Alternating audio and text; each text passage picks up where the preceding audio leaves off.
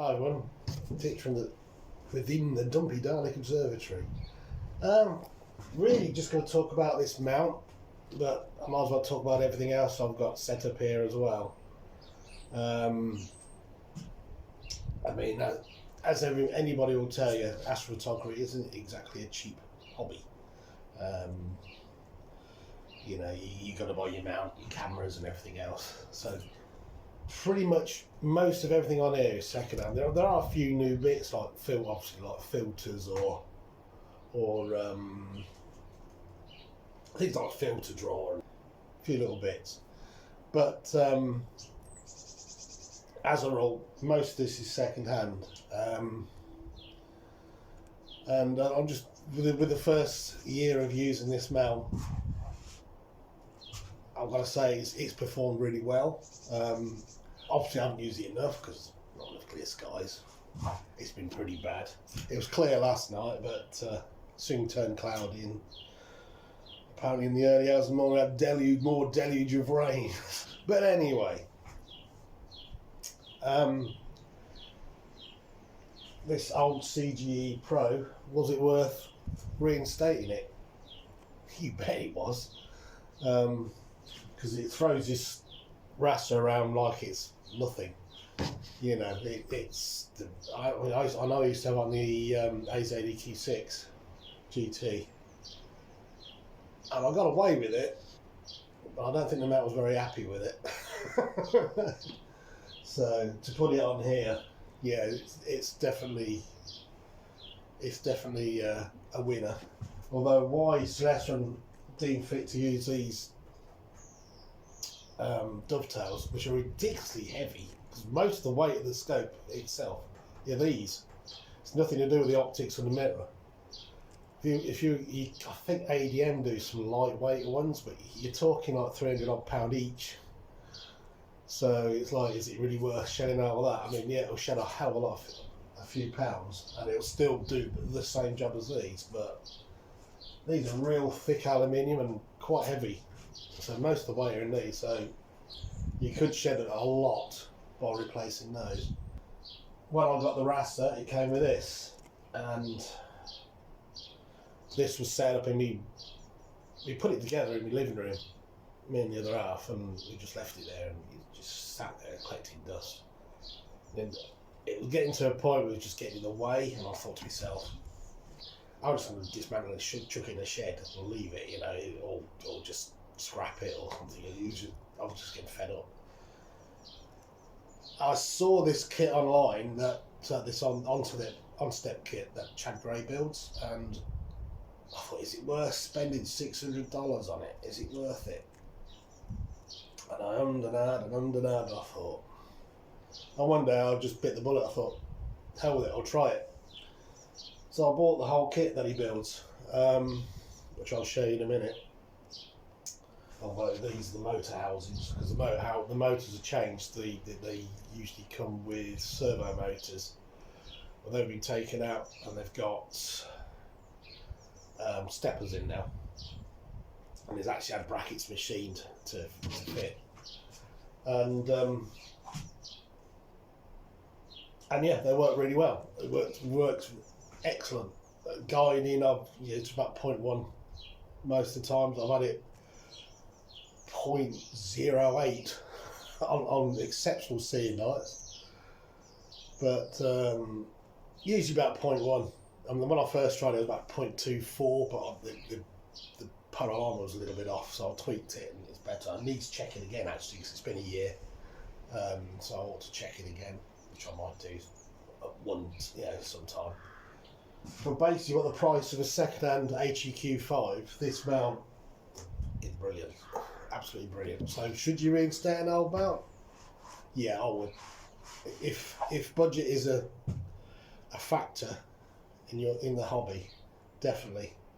When I looked online at the AM5 mount, and with all the with a tripod, pier extension, and the counterweight bar, you're talking £2,750. All this, including the observatory, the pier, the adapters, the mini PC, which is broken, so I've got to replace that.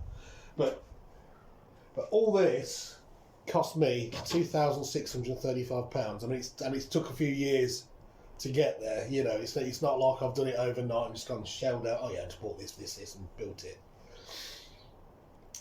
The Observatory was £155 off eBay, but it cost me £300 to get it delivered. So it cost nearly double the price to have it delivered. But on the back of the hire, we just basically plonked it right down in situ where it is. So no building, no messing around. Okay, it's essentially a shed with a dome on it. Yeah, there's no insulation, there's no nothing really. And the roof, the guy who built it, it's got a stainless steel shutter. You can see it. See part of the stainless steel there, which is not good for condensation, because when it gets wet and cold, it just builds up on it. So I can't really do much about that. So I'll just cover the scope with a cover, put a plastic cover on it, so if any drips from the roof come down, at least it's not going to go all over the scope. When it gets warmer, I don't bother, because it doesn't condensate then. I mean, there's plenty of ventilation. You've got ventilation around the edge of the dome. You can see daylight through it. There's ventilation there at the back. I don't know if you can see it behind the counterweight. I'm trying to get it. Where's my hand? There. You just about. Oh, lost my hand there. Yeah. So you can see a hole there. So there's ventilation there. So plenty of ventilation. I'm quite happy with it. It needs a few repairs. It's a bit rough and ready, but it works. Obviously with the dome, it's not automated. I have to shove it around every so often, and I've got to keep an eye on the kit. So that's the downside. But yeah, I'm quite happy with it. Now, for the mount itself, what do I think of it? Well, if you don't know what a CGE Pro is,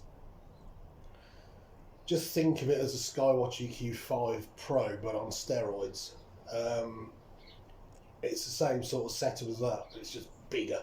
Everything's bigger on it.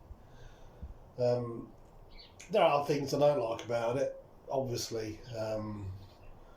One being it hasn't got a dual puck for the scope. It's just got a Losmandy, that's it. That's what you get. So you've got to put Losmandys on just about everything you own to use it, which I suppose isn't too bad, I suppose, but you know. Also, I've not tried it with a refractor or anything on it yet, a lighter scope, but balancing could be an issue because you've got the motor housing here. So the counterweight's only going to be able to come to about there, roughly about here, before hitting the motor housing. So you've got to be hopeful you can balance it somehow if you're using something smaller. So that's a downside. Another thing I find weird on this as well are these. In fact, I'll just stop the video now. I'll show and give you a closer look. You got 4 of these on each axis, and they're all the clutch bolts. It's a bit overkill. You can see them. There's the RA. No, sorry, this is the RA. Get it right way around. That's the RA, that's the deck. Get it right way around. Yeah, this is the RA. There's your deck. And you got 4 of them. Why Celestron chose to design to have 4 on each axis, I don't know. But the size of them, you can't get enough purchase on them to tighten them very well. So what I use is a 22mm hexagonal socket. It's got to be the hexagonal one, and it fits, and it just gives you that extra bit of don't put a ratchet in it. I wouldn't you put a ratchet on it and just unk it round. There's no need for that, but it just gives you that little extra tightness. Unfortunately, the same with these as well. I think these are the same bolts as the older version of the EQ8, but the 22mm fits that as well. So it just gives you that little extra to tighten it up, which is better. Also, cables, well, you got external cables on it, it's not all built in, so you got to make sure they don't foul each other. And cable routing is an issue as well. I mean, I'm not happy with it at the minute. I haven't changed the power supplies yet that I bought from Practical Astronomy Show. So I'm going to alter that and hopefully neaten up the back of it because it's a bit of a mess. This is the kit. Oh, there's cobwebs on it. It's not getting used enough, is it? Ignore that. I had to use that because the power issue I've been having to split the power, but just ignore that for now. That'll be coming off. This is the kit you get. This is the controller. So there's your leads for the deck, RA, deck and RA. This got an extra plug on it. I think it's got, yeah, you got switches in here like that. They call them limit switches that Celestron's put in. So when it goes in a park position, it will stop and it will just get it dead bang on every time. But you can use a home position, which is what it's in now, so I've always put it like that way. There is a hand controller you get with it, but I don't bother using it because it just plugs into the PC. At the minute I'm using a laptop for now, but I will get another mini PC. I'm actually thinking of putting the Miele Quarter 3 on it that I've got on my mobile rig, because I'm looking, I might think about getting something else for that, but I'm not getting that straight away. I'm not gonna, I mean, I can still use it with a laptop for now, so it's not a biggie. But yeah, it's a damn good mount. It's solid.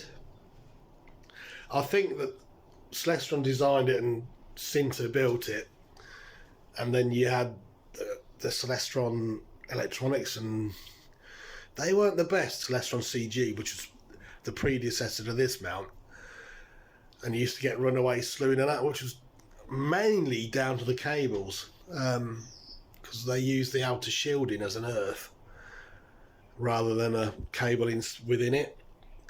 And instead of learning a lesson, they've done exactly the same with CGE Pros. Because I say all the electronics were in there. I may retrofit the electrics and put it in the pier part at some point, but as it's on warranty for 2 years, I'm not going to do any of that. Just in case I have anything go wrong. But so far, first year, it's been really good. So if anybody's like me is on a budget, then go second hand, because I've watched a lot of YouTube channels. I mean, if you can afford nice new shiny new stuff, that's fine, you know, but not everybody can, and I sometimes found a bit disillusioned by it all and a bit overwhelmed. Ideally I'd love an EQ8 in here, you know, but I just haven't got the money. I suppose when I spent on everything on here, I could probably just about afford an EQ8, but I wouldn't have the RASA. I probably wouldn't have the camera. There'd be a lot of things I wouldn't have. And there's so many times when I wanted to throw the towel in, actually, over the years, because I've been doing it a while. Well, I'm not saying I'm a great imager. I never said I'm a great imager. I mean, I still don't use PixInsight. It's not because I couldn't afford it. I mean, I'd like to try it and buy it and get all the add-ons and everything. But on the flip side, I'm still using an old PC, so I need to get the PC first. So it's just one thing after another, after another, after another. So if anybody knows a decent spec PC that'll run PixInsight, that's not going to cost the earth, let me know. I mean, that'd help me out. Obviously, it's got to run Windows 11 as well, and then that might be my next step, is to try and up my game and get PixInsight and take things further. But at the minute, I'm still using Cyril. I'm still using old, Photoshop, and it works. I'll get pretty decent results. I mean, I'm getting better results than I had when I started with a DSLR and a modified DSLR and a telescope. So I'm getting, it's better. But anyway, I think this about wraps it up. Thanks for watching, and we'll see you again soon.